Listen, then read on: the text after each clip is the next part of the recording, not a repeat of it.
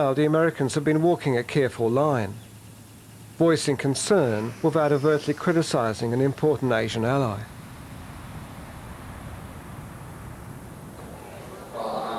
Jose is close behind. He is here to secure a meeting with Clinton and gain his commitment to a peacekeeping force which the Australians are now ready to lead.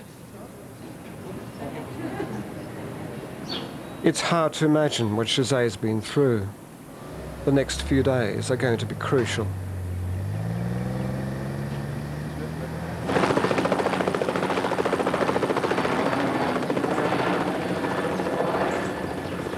I repeatedly warned the UN that unless sustained firm pressure is bear on the Indonesian military, there would be a Rwanda-style scandal.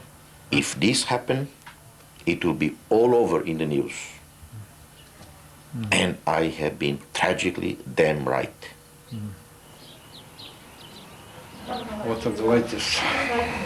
Eu creio que hoje, amanhã, o secretário-geral vai decidir se fecha completamente o NAMET ou não.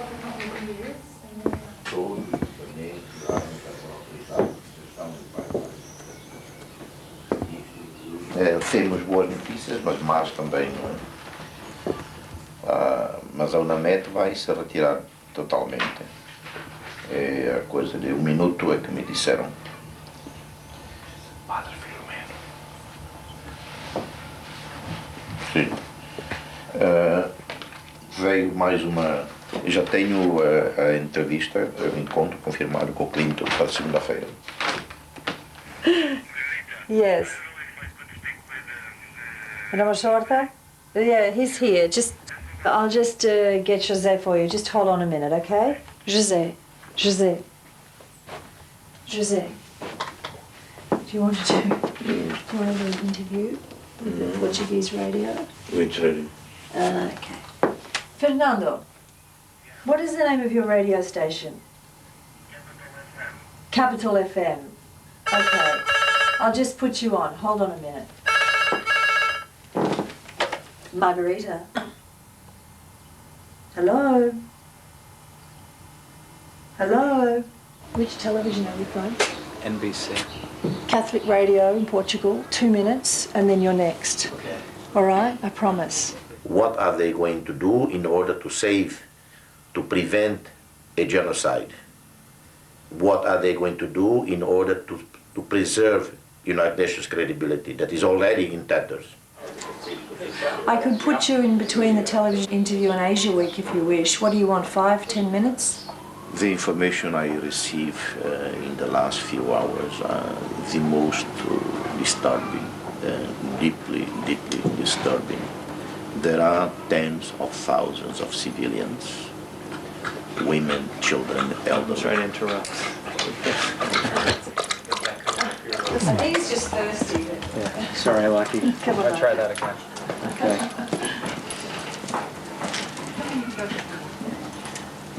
Okay. Okay. I'm sorry. Please continue. Tens of thousands of civilians, women, children, and elderly, on the verge of starvation. They are trapped in the mountains of East Timor, and the commander of the resistance force in that area have made dramatic appeals to me and to the Portuguese authorities for an airlift of food supplies in order to prevent the starvation and famine and the death of many thousands of innocent people. General Wiranto has been meeting with the United Nations delegation touring the territory. The 5-member team left Jakarta for Dili to assess the damage and report back to UN Secretary-General Kofi Annan. This is devastation that can't be hidden. It took just a few days to lay waste to Dili. And they seemed almost proud of their handiwork, oblivious to the world's condemnation.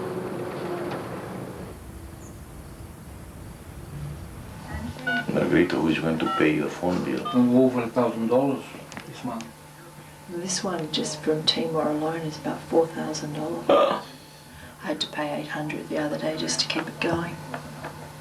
On the satellite phone is Taumat Anruak, the Falantul commander. Tens of thousands of refugees fleeing Dili have reached the town of Dare and are being besieged by crack units of the Indonesian army. They attacked Dari, Hopas. These motherfuckers. In Dade? Yeah. What other details have you got? And that they attacked Dari, there are 50 to 100,000 people there, internally displaced. There are already some suicide cases because people who were captured, women did not want to be raped, committed suicide. Desperate situation, no water, no milk, no food. Savages. There has to be a war crimes tribunal.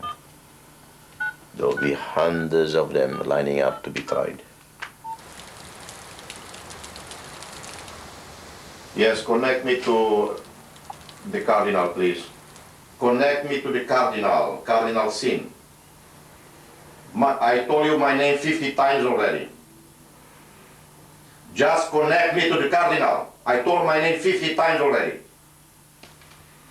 Stupid idiot. Yes.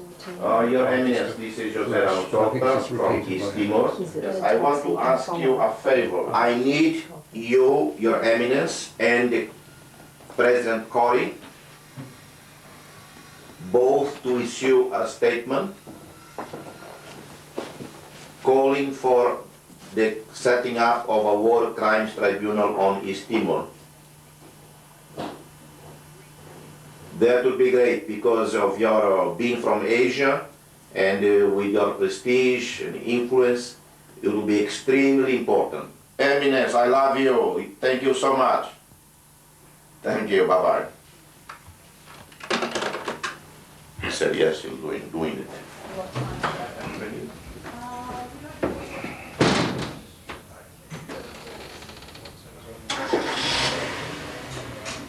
Jose and Joao are off to meet Clinton. What they don't know is that Clinton has already given Jakarta an ultimatum to allow international peacekeepers. Right here. Bye. Thanks for your help. Thank you so much. Thank you. How did you find him? Wonderful, wonderful. Yeah. Yeah? Okay. Thank you.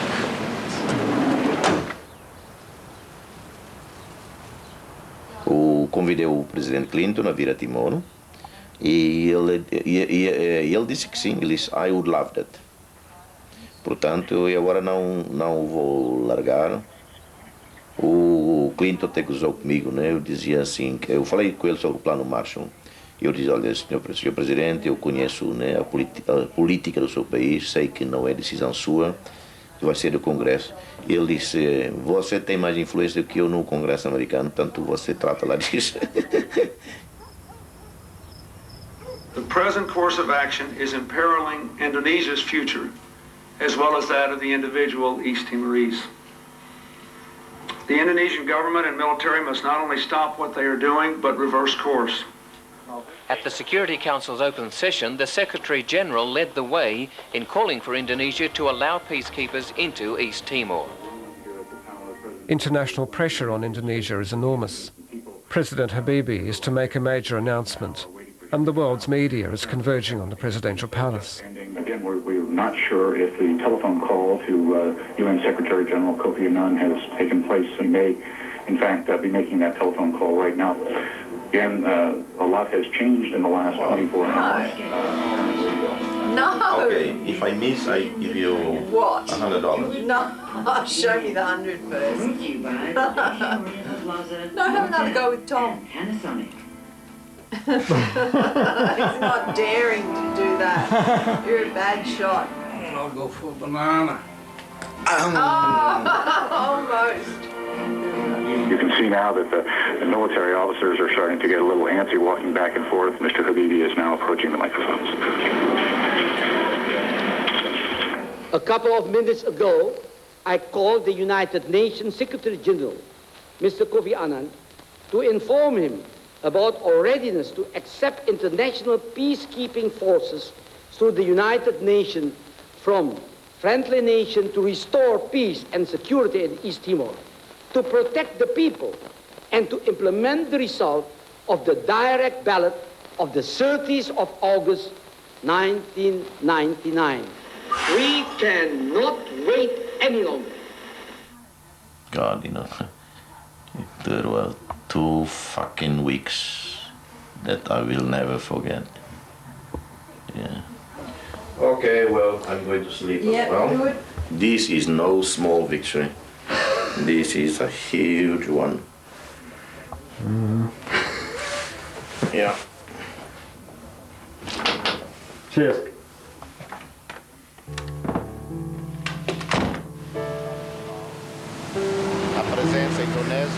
It will take days to work out the terms under which Indonesia will accept a peacekeeping force. One problem remains. Indonesian troops will still be in Timor when the multinational force arrives. My name is Shireen from CNN doing the pre. Hello? Well, those responsible, the Indonesian army responsible for the killings, the rape, the genocide, are going to be still there when the multinational force arrive. So I don't know exactly the plan of the UN, how they're going to address this, because keeping the Indonesian army there is like, you know, keeping the Hitler army intact after World War II. So I hope that they will get these animals, you know, these dogs, pack and leave. So we have a real safe hand here. Thank you.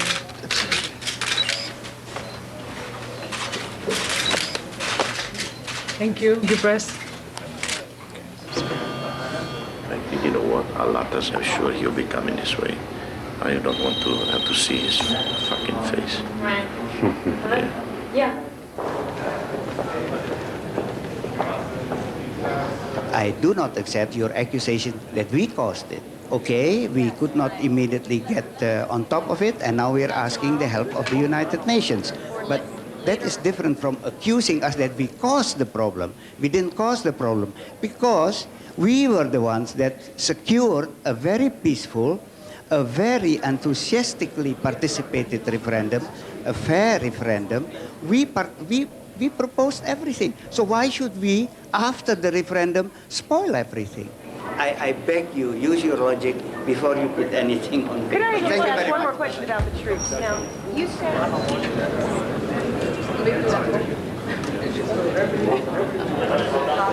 Hypocrites.